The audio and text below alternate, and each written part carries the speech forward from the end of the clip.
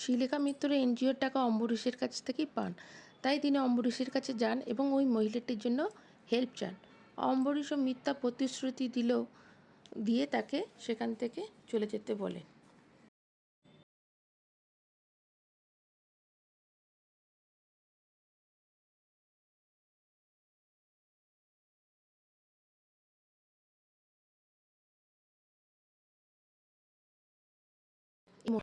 এদিকে অম্বরীশের লোকদের মৃত্যু হয়। অম্বরীশ খুব রেগে যায় এবং নন্দের ওপরও ভীষণ চটে যায় এবং অম্বরীশকে বিভিন্নভাবে অপমান করতে থাকে তার মা বাবা নিয়ে, কেননা নন্দ তার বাবা মাকেও নিজের হাতে কুপিয়ে মেরেছিল, আমরা এখান থেকে জানতে পারি।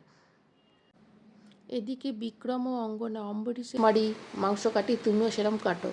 এরপর সে শ্রীলেখার কাছে আসে এবং শ্রীলেখাকে শাস্তি দেয়। এরপর পুলিশ মেয়েটিকে জিজ্ঞেস করে যে সে বিক্রমকে চেনে কিনা, কিন্তু সে অস্বীকার করে। এরপর আমাদের দেখায় একজন মানুষকে যার মুখটি দেখা যায়নি, সে বিক্রমের ফটো দেখতে চায় এবং ফটো হবে।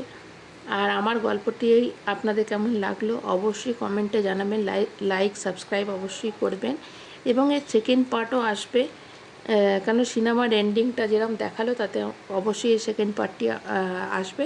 তার আগে আপনারা এই পার্টটি অবশ্যই দেখে নেবেন। ধন্যবাদ।